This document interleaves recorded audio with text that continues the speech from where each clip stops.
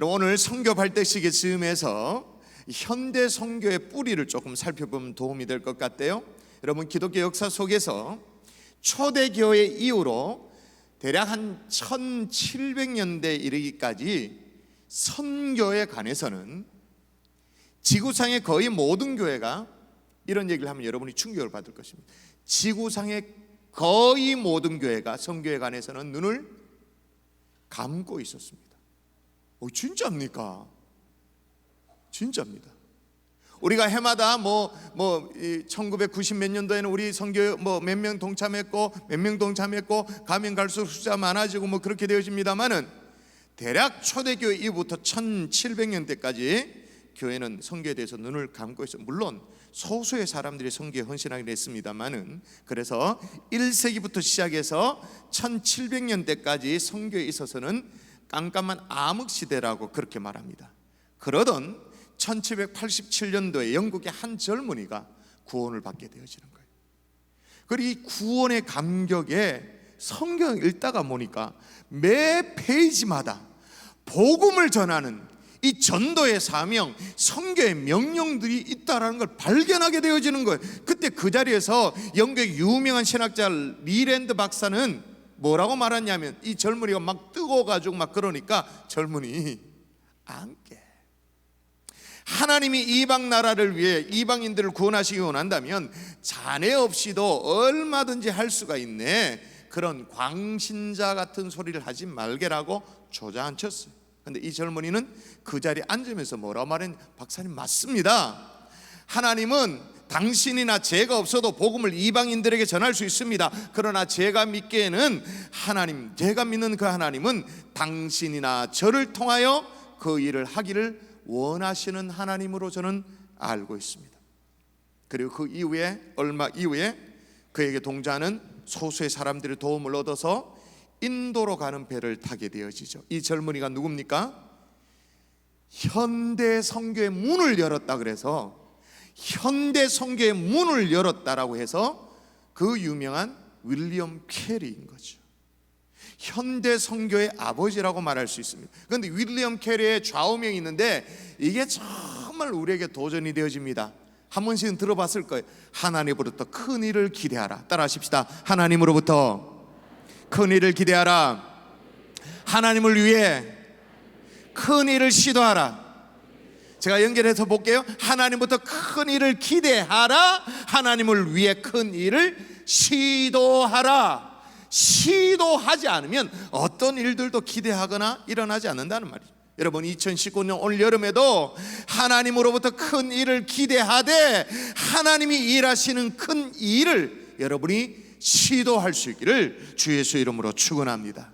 여러분, 가만히 보면 하나님께 쓰임받는 사람들의 특징이 나오는데요, 이게 하나님하고 기가 막히게 이게 호흡이 잘 맞는 거예요. 인물이 남달라서 그런 일을 하는 게 아니에요. 실력이 막 특출해서 그런 일을 하는 게 아니에요. 무슨 대단한 어떤 통찰력이 있어가지고 그런 일들을 하는 게 아닙니다. 윌리엄 캐리처럼 하나님으로부터 큰 일을 기대하고 하나님을 위해 큰 일을 시도하는, 이 하나님과 박자가 잘 맞는 사람들이 그런 일들을 하는 거예요. 오늘 본문에 보니까 두 종류의 신앙이 나오는데, 첫 번째는 뭐냐, 젖먹는 어린아이 같은 신앙이 나옵니다. 육신에 속한 자와 같은 신앙이죠. 한번 읽어볼까요? 여러분의 목소리 읽습니다. 한번 형제들아 시작.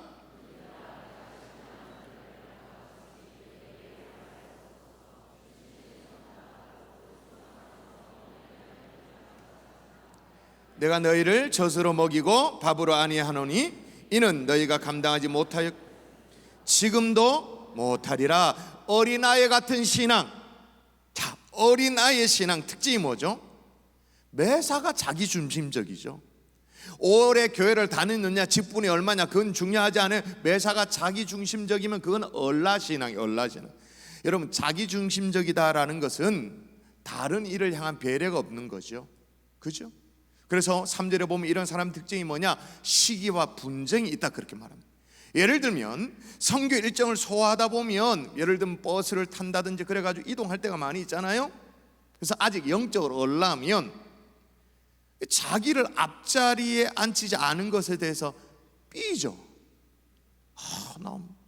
난 멀미하는데 나 멀미하는 거 다 알면서 아니 그런 사정이 있으면 본인이 먼저 양해를 구하면 되잖아요. 근데 말을 안 해. 속으로 꽁하게 있어. 나중에 엉뚱한 데서 불만을 막 토로해. 선교 일정 가운데 의견을 모아할 때가 많이 있잖아요. 그때마다 어린아이 신앙은 어떠냐? 나는 뭐라고 자꾸 줘요. 나는 어떻다고 말해요. 나는 잠자리가 어떻게 해야 된다고, 나는 뭐라고 자꾸 나를 주장해. 만일 그런 걸 주장하고 싶을 것 같으면 그 맞춤형 서비스를 잘 제공하는 리조트를 가야 되지. 내가 어떻다 그럼, 그죠? 여러분, 오죽했으면 서울의 어느 교회가 말이에요, 제가 이 메뉴를 보고 진짜 부끄럽기도 하고, 야, 이 정도인가 싶은 생각이 들었는데, 어느 교회가 선교 매뉴얼을 작성했는데 선교팀 비행기 사용 수칙, 이 매뉴얼을 작성했습니다. 한번 들어보십시오. 1번, 충분한 시간을 갖고 출국 수속을 마친다. 뭐 이건 이해되어져요. 충분히 서두르지 말고 일찍 와서 짐 붙이고 와라, 그 말이죠. 2번, 비행기 탑승 전 15분은 독서와 묵상으로 준비한다. 면세점에서 마지막 시간을 보내는 사람은 소비의 영역에 자신을 들이며 예배하는 것 같다. 이것도 어느 정도 이해가 되죠. 3번째, 떠들지 않는다.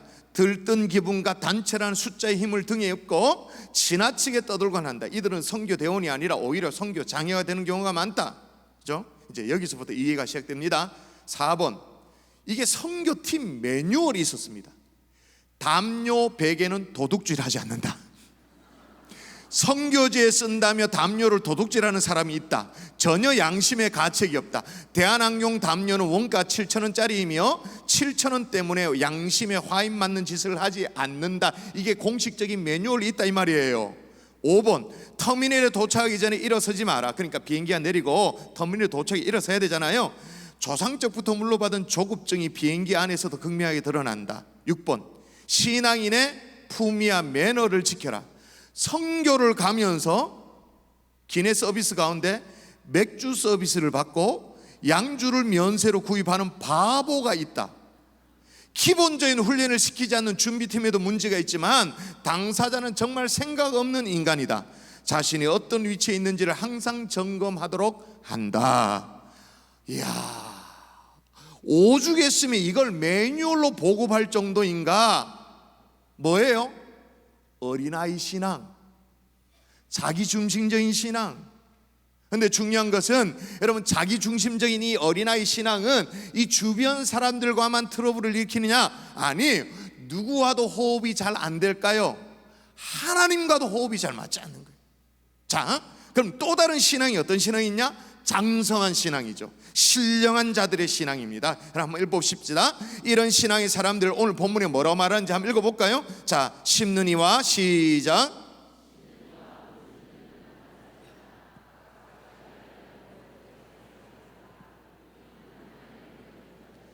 장성한 신앙을 한마디로 뭐라고 말하냐면 우리는 하나님의 동력자들이다. 그러고 동력자. 여러분, 동력자라는 이 말이 원어로 시네르고이라는 말인데 코워크한다는 말이에요. 함께 일한다, 이 말인 거예요. 여러분, 선교에 있어서 우리는 하나님의 동력자이고 선교의 주체는 하나님이신 줄 믿습니다. 그래서 오늘 구절을 보니까 하나님이란 말이에요. 3번이나 강조되어 나와요. 구절을 보세요. 우리는 하나님의 동력자들이요, 너희는 하나님의 밭이요 하나님의 집이니라. 하나님이 선교의 주체다, 그 말인 거죠. 바울은 자기 자신이 심었고 아볼로는 물을 주었는데 오직 자라게 하시는 이는 하나님이시다. 하나님의 동력자됨을 강조하고 있는 거예요. 그래서 여러분, 우리가 어떻게 하면 하나님의 동력자로 이 선교의 현장에 쓰임받을 수 있는지 한번 따라 하십시다. 은혜를 따라, 은혜를 따라. 10절입니다. 제가 읽어볼게요. 내게 주신 하나님의 은혜를 따라 내가 지혜로운 건축자와 같이 터를 닦아두매라고 말해요. 여기 보니까 내게 주신 하나님의 은혜를 따라, 내게 주신 바 은혜가 있다라는 걸 전제하는 거예요. 나는 뭐 생전 은혜 받은 적이 없다, 뭐 그냥 어쩌다가 이래 와있지, 그게 아니에요. 내게 이미 주신 바 은혜가 있는 거야. 못 발견해서 그렇지. 근데 바울 같은 경우에는 뭘 발견했냐면 길리기아 다소에 태어났어요. 유대입니다마는 소위 이방 땅에서 자라난 거예요. 유대인의 정체성을 계속 지키기 위해서 열심히 가말리엘 문화에서 율법을 익히고 공부를 했습니다. 그러나 하나님의 은혜로, 정말 특별한 은혜로 다메섹에서 주님을 만났죠. 꼬꾸라졌죠. 변화되어졌죠. 자, 보세요. 이방 땅에서 태어났습니다. 이방에서 자라났습니다. 그렇게 자라난 바울이 하나님의 은혜로 변화되고 난 이후에 하나님이 그를 어떻게 이끄시는가? 한번 읽어볼까요? 자, 사도행전 9장 15절, 주께서 시작. 주께서 이르시되 가라, 이 사람은 내 이름을 이방인과 임금들과 이스라엘 자손에게 전하기 위하여 택한 나의 그릇. 바울더러 뭐라고 말한, 바울을 가리켜서 뭐라고 말하냐면 이방을 위한 나의 그릇이라 말하는 거예요. 바울이 이걸 깨달은 거예요. 이방 땅에서 태어났고 이방에서 자랐는데 하나님의 은혜를 깨닫고 나니까 자기가 로마 시민권자이다라는 것, 그것도 그러면서 율법에 정통한 자가 되었다라는 이것도, 이 모든 것이 축축축축축 깨어지면서 와, 나를 이방을 위한 그릇으로 하나님께서 나를 세우셨구나, 이 은혜가 깨달아지는. 그래서 자기 자신을 뭐라고 고백하냐면, 다시 제가 읽어볼게요. 내게 주신 하나님의 은혜를 따라 내가 지혜로운 건축자와 같이 터를 닦아두매라고 말하는 거예요. 여러분, 하나님의 동력자는요, 내게 주신 하나님의 은혜를 따라 섬기기 때문에 절대 교만해지지 않습니다. 또 다른 사람에게 주신 하나님의 은혜, 그것도 우리가 인정하게 되어지. 그러니까 선교지에 가서 교만한 사람이 늘 문제를 일으켜요. 교만한 사람들끼리 서로 막 말로 싸우고 신경전으로 싸우고, 심지어는 밥 먹다가 고추장 그거 가지고 나도 고추장 좋아하는데 왜 안 주나 이래가지고 서로 또 삐지고 싸우고, 하여튼 마음이 높아져 서로 싸워요. 선교팀 분위기가 안 좋으면, 선교가 아무리 은혜로라고 돌아오면 뭐라고 평가하냐? 별로 안 좋았다고 얘기하고. 교만한 사람들이 가면 그런 거예요. 성숙하지 못한 사람이 가면 그런 거예요. 여러분, 앞서 제가 윌리엄 캐리 얘기했습니다마는 현대 선교의 문을 열었다 그랬잖아요. 원래는 이 사람이 뭐 하던 사람? 재화공이었어요. 구두 만드는 사람이었어요. 인도 선교의 꿈을 가지고 이제 헬라어를 공부합니다. 히브리어를 공부합니다. 라틴어를 공부합니다. 그러고 난 이후에 이제 영국 침례교로부터 파송을 받아 인도로 가게 되어집니다. 얼마나 위대한 업적을 남겼냐면, 그는 인도를 공부를 해가지고 이제 사전을 편찬합니다. 영인 사전을, 영어에서 인도로 이제 번역하는 사전을 편찬. 그리고 자그마치 24개 인도 방언을 따라서, 인도가 여러 말이 있잖아요. 인도 방언을 따라서 성경을 번역한 인물이 윌리엄 캐리. 대단한 사람이잖아요. 그런데도 불구하고 어떤 못된 참 미성숙한 그 참 사람이 많은 사람 앞에서 윌리엄 캐리를 좀 깎아내리고 싶은 그런 마음이 있었던가 보죠. 그런 심사를 가지고 그가 본래 구두 수송공에 지나지 않았다. 그 당시에는 구두 수송공이 좀 뭐 천한 직업 뭐 그런 것이었던가 봐요. 뭐라고 얘기하냐면, 선생님은 선교사야 되기 전에 구두 만드는 사람이었다면서요. 이렇게 탁 질문하는 거예요. 이제 좀 얼굴이 화끈화끈 달아오르도록 만들고 싶은 그런 의도가 있었던 거죠. 이 말을 듣는 윌리엄 캐리는요, 아무런 불편한 기색이 없이 싱글벙글 웃으면서 자기의 뭔가 이렇게 부족한 부분을 드러냈는데도 불구하고, 아이고, 선생님 뭘 잘 모르신다. 아니에요, 선생님 절 모르시구나. 나는 구두 수송공이 뭡니까? 나는 구두를 만드는 재주는 없고 그저 구두를 키웠을 따름입니다. 제가 어떻게 구두를 만들 수가 있겠습니까? 구두를 키우는 정도를 했죠. 얼마나 겸손해요? 여러분, 하나님이 주신 은혜에 따라 겸손하게 섬기는 하나님의 동력자 될 수 있기를 주 예수의 이름으로 축원합니다. 선교지에 가서 고문관 역할을 하는 사람이 있습니다. 누구일까요? 교만한 사람들이 그런 거예요. 두 번째, 예수 그리스도의 터 위에 우리의 사역을 감당해야 됩니다. 제가 설교 시간이 없어서 좀 넘어가서요, 11절을 볼까요? 11절 뭐라고 얘기하는지 한번 볼까요? 11절 읽습니다. 시작.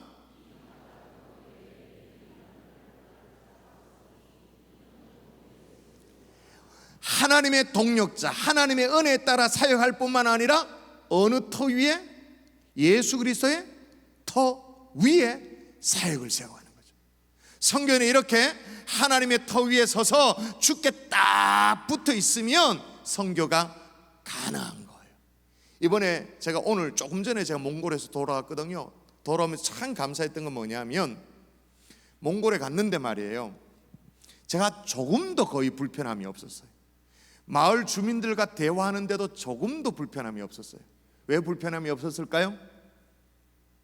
제가 몽골을 열심히 공부하고 갔거든요. 가 아니고 우리 조인식 목사님이 통역을 해줬거든요도 아니고 뭘까요? 우리 김수곤 선교사님이 마을 주민들에게 한글을 이미 다 가르쳐놔 버려서 그냥 파송된 지 몇 개월이 안 됐는데 웬만한 대화는 돼요. 웬만하면 웬만한 의사소통이 되는 거예요. 그래서 우야, 물론 우리가 힐링 캠프 관리 선교사로 파송했는데 마을 주민들을 대상으로 한글 교실을 여는 거야.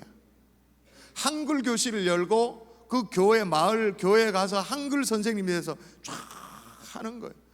야, 한 사람이 이렇게 중요하구나. 예수 그리스도의 터 위에 세워진 이 한 사람이 섬기는 게 얼마나 중요하구나 느꼈어요. 근데 대신 제가 느끼고 돌아온 건 뭐냐면, 제가 눈대진 간음으로 몸무게 한 15kg는 빠진 것 같아요. 되게 날씬해졌어요. 날씬해질 수밖에 없지. 완전히 분모자 같은 것을 다시 다 일으키고 그렇게 하다 보니 그렇게 될 수밖에 없었지만, 정말로 예수 그리스도 터 위에 세워진 한 사람의 사역자가 정말 일당 배의 일을 감당한다는 걸 제가 느끼고 제가 돌아왔습니다. 그래서 제가 안심하고 이제 몽골 힐링 캠프로 우리 가족들, 우리 믿음의 가족들을 여름 휴가 가십시오라고 보내도 될 만큼 얼마나 감사한지. 할렐루야. 마지막으로 하나님의 동력자는 어떤 사람이냐? 상급을 믿음으로 사는 사람입니다. 여러분 8절 읽어볼까요? 8절 읽습니다. 시작.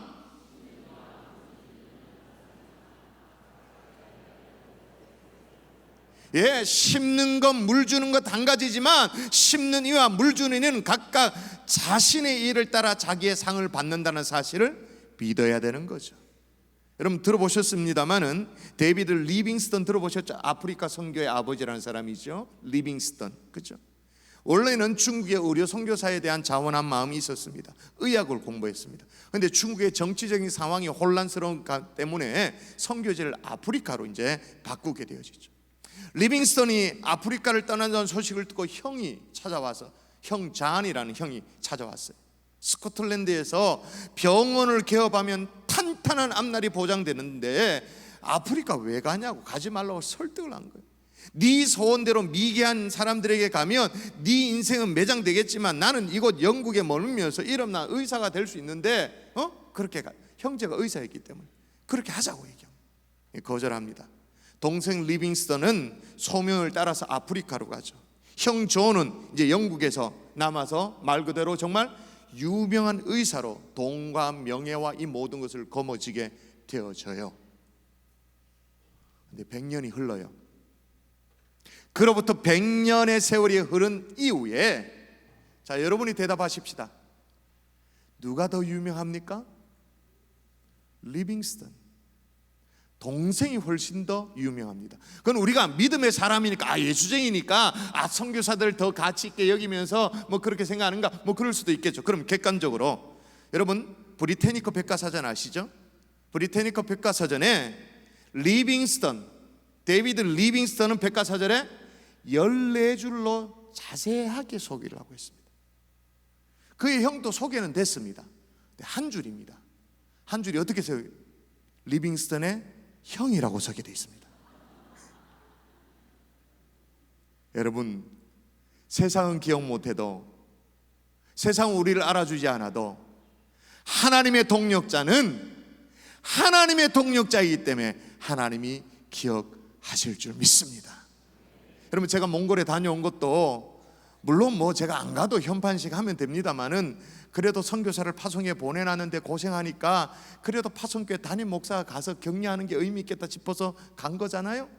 하나님이 인정합니다마는, 하나님이 알아봐 주십니다마는, 사실은 사람도 그 노고를 인정합니다. 진심으로 하면 사람도 그 노고를 알아봐 주는 거예요. 올여름에 하나님이 주신 은혜를 따라 동력하는 하나님의 종들이 될 수 있기를 주 예수 이름으로 축원합니다.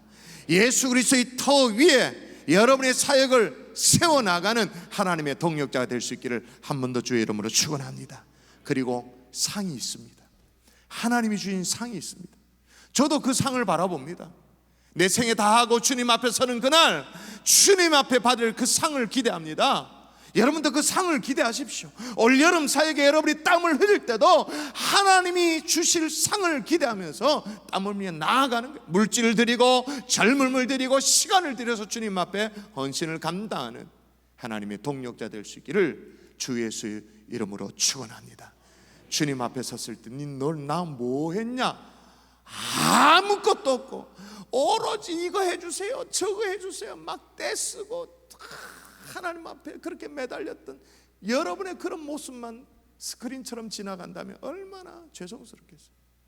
주님이 가장 기뻐하는 영혼 살리는 이 일에 다시 한번 헌신을 다짐하는 저와 여러분 될 수 있기를 주 예수 이름으로 축원합니다.